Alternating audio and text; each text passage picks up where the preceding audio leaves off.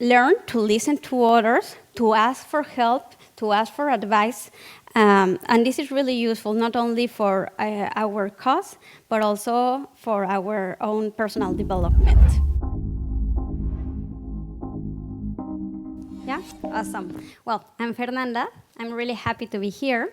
As you may notice, English is not my first language, so in case I'm not clear or you don't understand something, please feel free to ask. I won't be offended, right?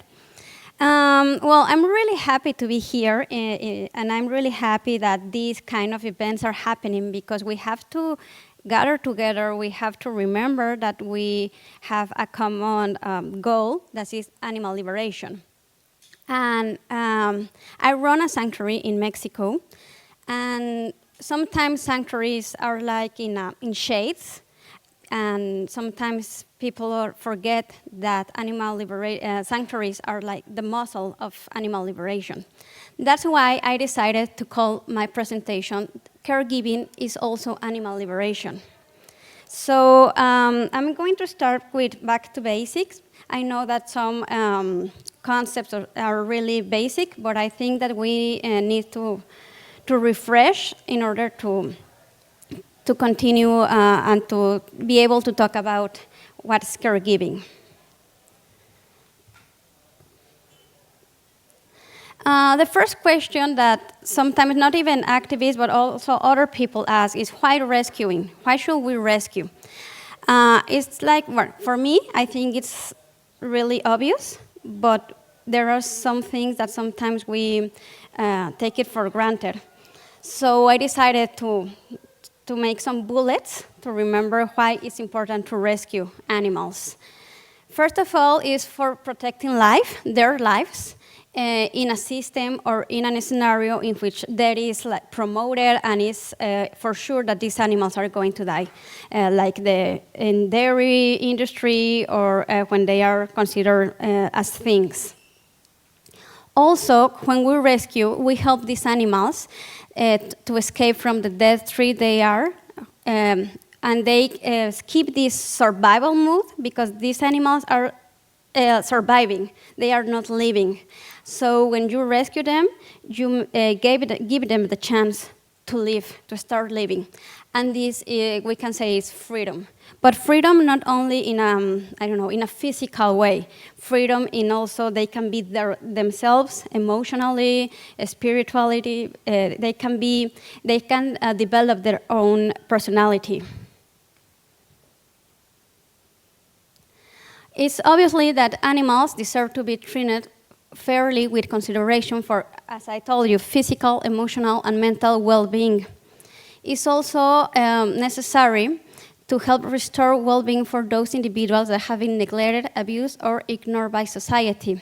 And it's our moral duty to do this, to stand in solidarity with those who are oppressed. Because if we don't talk about this, if we just make the things in silence, they continue being, if you don't talk about something, this thing is still being hidden or still being in shades. We have to raise the voice and say these things are happening.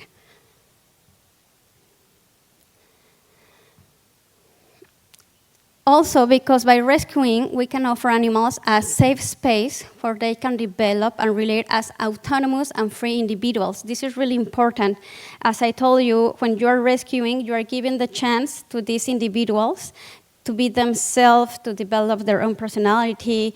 They can have the chance of saying, I like this, I don't like this. So it's really, really important. They develop their own relationships between the individuals. They also have their own languages and agreements. Sometimes people think that cows, just because the animal is a cow, she's going to behave in a certain way, and it's not true. Each cow have its own personality and character.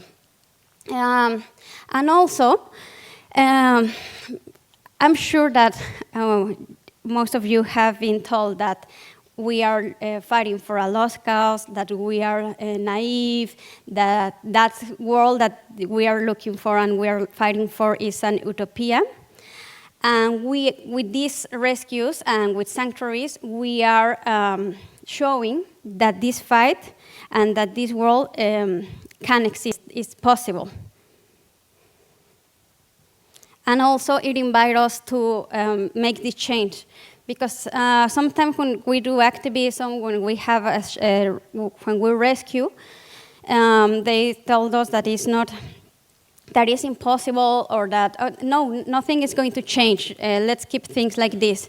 But with doing rescues, we are showing that this change is possible, that we can change our society. Just quickly. If you're planning to rescue, this is very important because sometimes people think that rescue is like, okay, I saw an animal in a vulnerable situation, I want to help her or him, and that's it. Once that I rescue him or her, I have achieved my goal, and that's not true. So we have to be really, really responsible when we are going to rescue. And these are some things that we have to consider. We have to be aware of financial costs because they are living, they are animals that they have their own needs, not only food. They need medical care, they need sometimes rehabilitation, etc. So we have to be really, really aware of this. Also, we should have time to cover their needs, not only the physical needs, also the emotional needs. We have to be sure that we have enough time to commit with this individual. And if it's the case that if a shelter or a sanctuary decided to host this animal, you should know that this is still your responsibility. It's not only for the sanctuary that has to take care of the animal. You have to commit not only with this individual, but also with the other animals that already live in the shelter or in the sanctuary. And for me, this is really important to read for experts because they are different species and you should know how to treat these species. And also, if you are going to, I don't know, if in a vigil you are going to rescue a chicken or a pig, they really need a special care, medical care.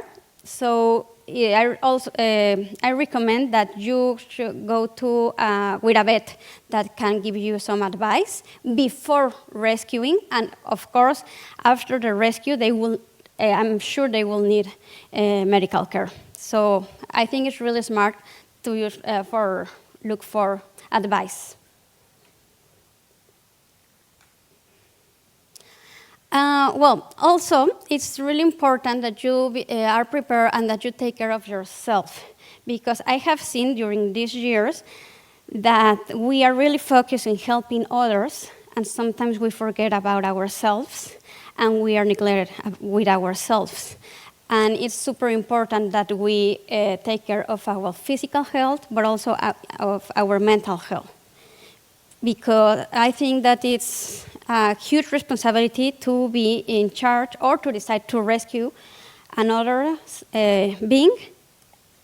So we have to be really balanced in order to help these individuals in the better way. And also, this is one of my favorite tips, leave your ego outside. We can do great things as individuals, but also as a community. But unfortunately, sometimes the ego is the one that is present and make us forget our cause, and we start infighting, and we start hurting our allies, hurting our other activists.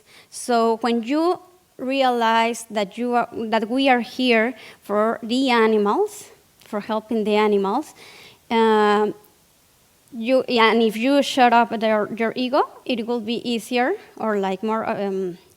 You can focus in what you are fighting for. And that's why also it's important to be self-critical and reflective, because we are humans. We can make a lot of mistakes, and we don't know everything. So it's important to know, to learn to listen to others, to ask for help, to ask for advice, And this is really useful not only for our cause, but also for our own personal development. And that's why I think it's really important and useful to create support networks for sharing experience, learning, and guidance. Not only like activists, but also as a community.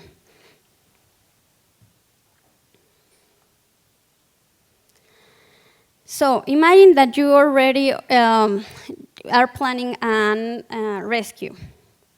There are like different steps that should be considered. The first one is the initial evaluation, because as I told you, most of the cases, the animals that you can rescue or that activists are rescuing during vigils, for example, are pigs and chicken. And they are really neglected and really hurt. So it's important that you know how to take care of them. Because if you don't know how to do this, you can even hurt them even more. So it's really, really important to know how you are going to help them.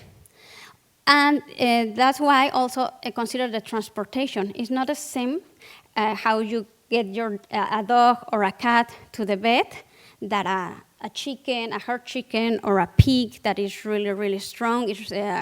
Obviously is going to be stress. So you have to know how to transport the animals. I know that sometimes, well, in Mexico, sometimes there are accidents, so there is no time to plan.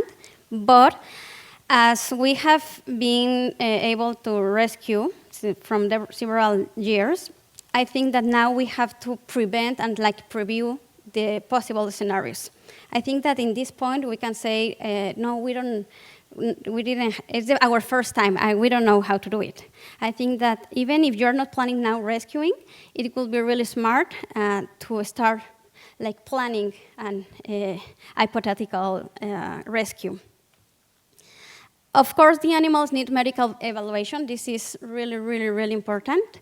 Not only for the animal, but also if this individual is going to live in a sanctuary, you have to be sure that the animal is not going to, I don't know if she or he had a disease, not to harm the other individuals that already live in the sanctuary.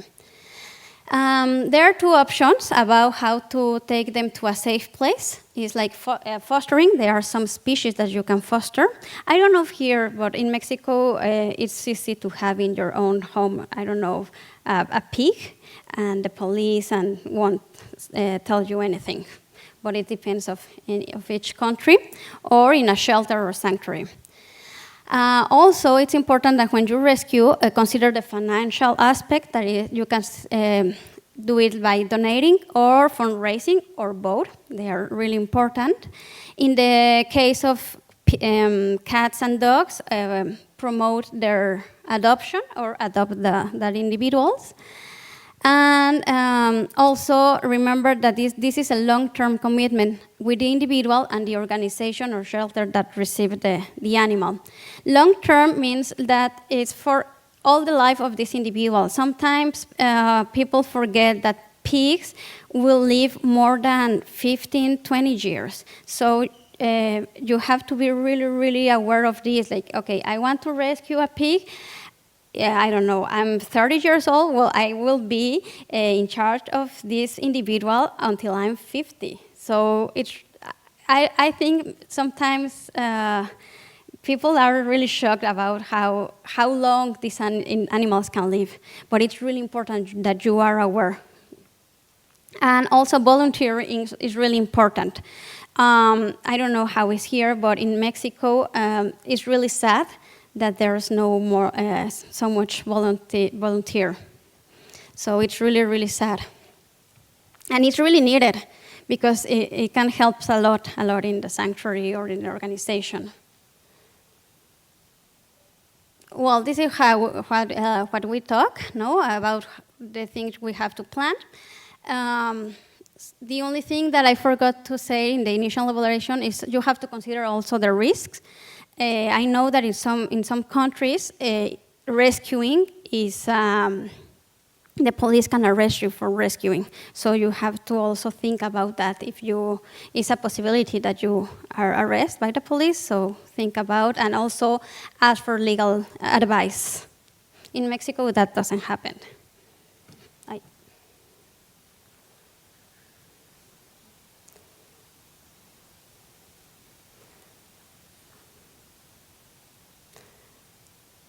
Yeah, okay. And about volunteer, also it's important that you know that it doesn't matter if you have if you consider it's a small time, the one that you have. It really, really make a difference. And also it's spread it's contagious. No, other people will like to volunteer if you are volunteer.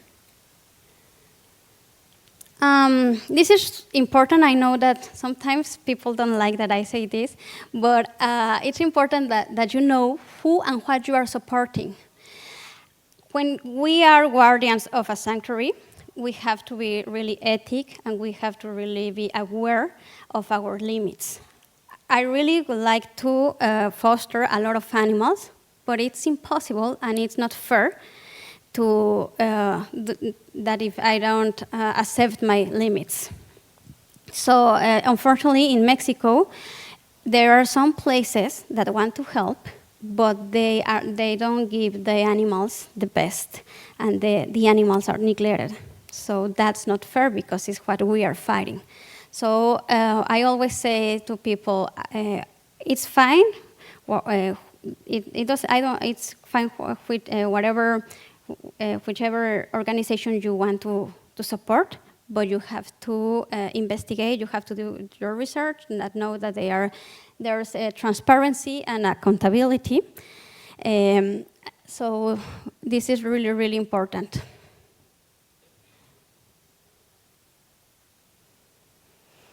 And well, here is like the main issue of this presentation. Why is it important to support sanctuaries?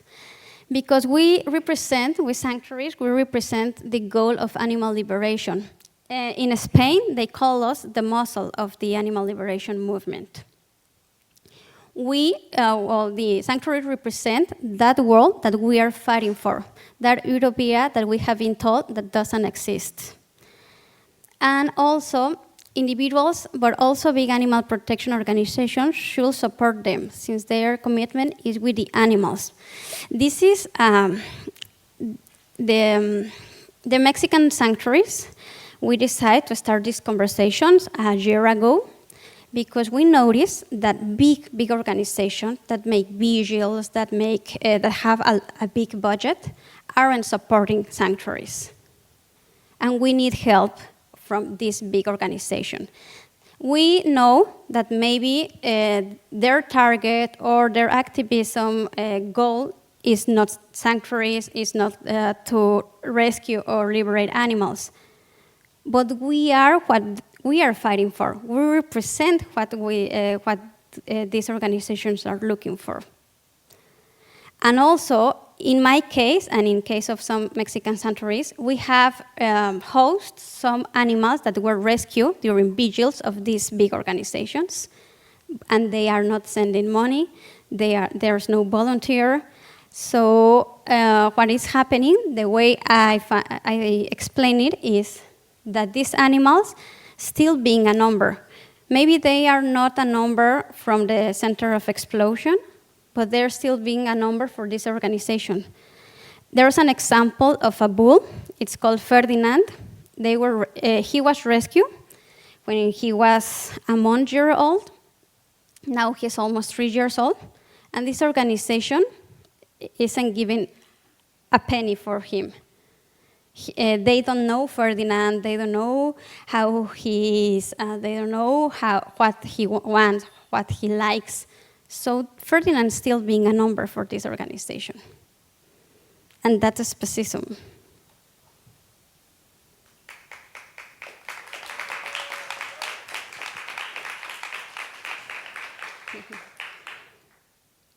So as I told you, we were working together because I started to have this conversation with colleagues and other activists. And the sanctuaries realized that we were having the same situation, even that we are in different places in Mexico. So we decided to join forces, and we create the network of anti-speciesist sanctuaries of Mexico. So we can show unity, because it's not the same to talk to a big organization as, oh, I'm Fernanda Granjita, that we are 10 sanctuaries. No, when 10 sanctuaries are talking to you and they are demanding the same thing, well, something is happening, right? Also, we have a network that helps us to have guidance, because, for example, I live with big animals, such as bulls, horses, but only with a few birds. And there are sanctuaries that lives with a lot of birds. So Frida, the director of this sanctuary, has helped me when I need advice about medical care of birds. So once again, I turn off my ego. I know that I don't know everything. I know that I can learn, and I look for help. Also, well, I learn a lot. Well, all the network members learn a lot with this. We also, when it's really, really hard, sometimes when I tell people, oh, I run a sanctuary, they say, oh, that's amazing, that will be a paradise, and well, it has good things. It's really nice. I'm really lucky to be able to live with these individuals, but it's also super hard, not only in the financial aspect, but also in the emotional, because we are daily, we have to be with animals that are sick. There's a lot of death. There's a lot of violence. Well, we see violence all the time, so it's really, really hard. And it's funny, but sometimes people judge you. I don't know if we have to, I don't know if it's said like that, but if you have to apply euthanasia to an animal, they judge you. And they don't know how difficult is that to take that decision, that call. So we have found in this network that kind of support. Or when you don't know what to do, and you are really, really scared and really confused, it's really nice to have someone or to listen to you and to guide you without judging. So that's really cool about this network. And also we have the goal to, as I told you, how we talk to big organizations and also individual activists, to make awareness about caring and respecting all animals, regardless of species. This one, I missed this one. In Mexico, we have 11 sanctuaries now. Granjita was the first one. I found it in 2013. So it's really cool that now we have 11 in the country.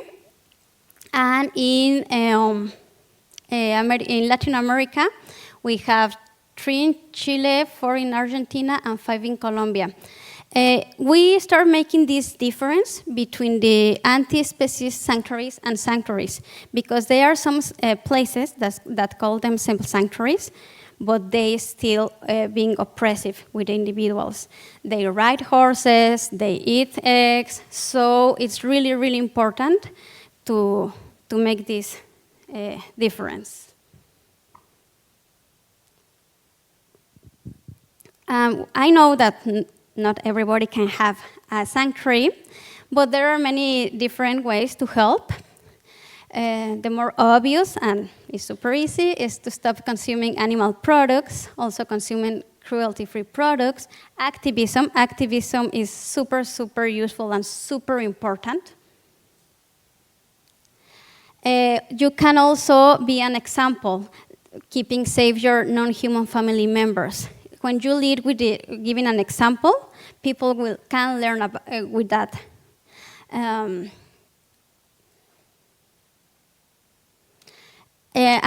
I know that I say this a lot, but it's really, really important please keep yourself safe, your mental health, your physical health, and also continue having training, to learning, to be reflective. This is really important because things change. So we need to continue changing also. Yeah, and that's it. You can follow us, Granquita TIH. He is Ramiro. He was my best friend. He passed away this January. So it's really important for me to have Ramiro in this event. Thank you very much. And now there are Q&As.